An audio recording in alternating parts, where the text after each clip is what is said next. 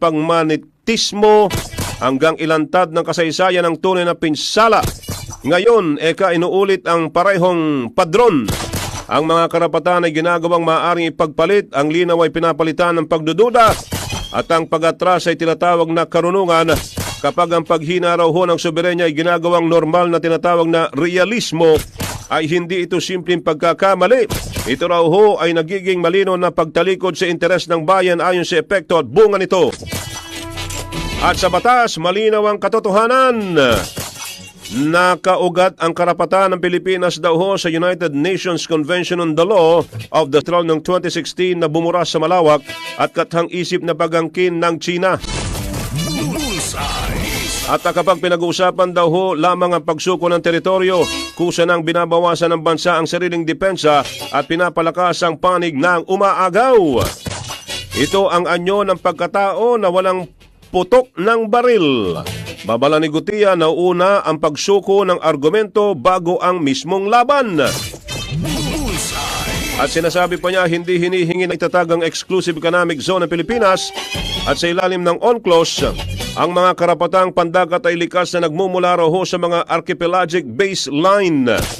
Samantala ang tinatawag na 9-dash line ng China naman ay walang batayan, walang malinaw na hangganan at walang bisa sa mata ng internasyonal na batas. Ayon pa kay Goytilla, hindi maaaring maliitin ang epekto ng mga pahayag ni na Senador Rodante Marcoleta at Senador Robin Padilla at ilang personalidad sa media. Ang patuloy na pagkwestiyon sa mga karapatang pandagat daw ho ng bansa at ang pag-ulit ng mga naratibong hinubog ng dayuhang kapangyarihan ay naglalagay sa alanganin ang pambansang interes sa panahong kinakailangan ng malinaw na matibay na paninindigan. Ayon pa kay Goytilla, ang soberenya ay hindi usapin ng opinyon. Ito raw ay nakapaloob sa konstitusyon at sa batas. Ang pagdududa nito ay tahasang banta sa kakayahan ng republika na ipagtanggol ang sarili. At sa usapin pang pag-aangkin, inaangkin ngayon ng China ang Palawan. Ngunit ang pahayag nito ay walang batayan at tahasang tinatanggihan ng Pilipinas. Ang Palawan ay hindi raw ho kailanman naging bahagi ng China at walang dinastiyang Chino ang namahala rito at walang kasundo ang naglipat ng soberenya. Ang katayuan ng Palawan bilang teritoryo ng Pilipinas ay tuloy-tuloy daw ho mula sa kolonyal na panahon hanggang sa kasalukuyan, ani Goytilla.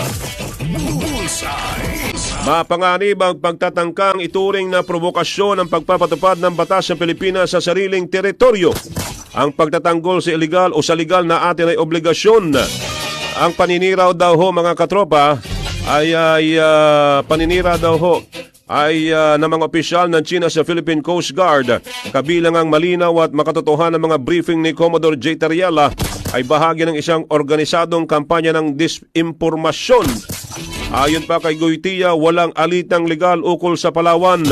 Kasinungalingan lamang ang ipinapakalat. At hindi raw mangmangang Pilipino. Ang tunay na panganib ay ang pagtatangkang bihisan ang pagsumpractical at ang pag-atras bilang karunungan naman. At sinasabi ganito palagi, nagsisimula ang pananakop, wika ni Goytilla, sa pagsasabing masyadong mahinang isang bayan upang lumaban.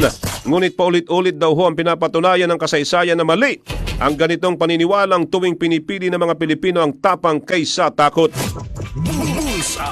Ang pagtatanggol sa soberenya ng Pilipinas ay hindi pagiging agresibo. Ito raw ho ay paninindigan, tungkulin at pagmamahal sa bayan. Hindi ito isinusuko, hindi ito pinagpapalit, at hindi ito pinagdududahan. Walang isusukong teritoryo, walang soberenyang ipagkakasundo.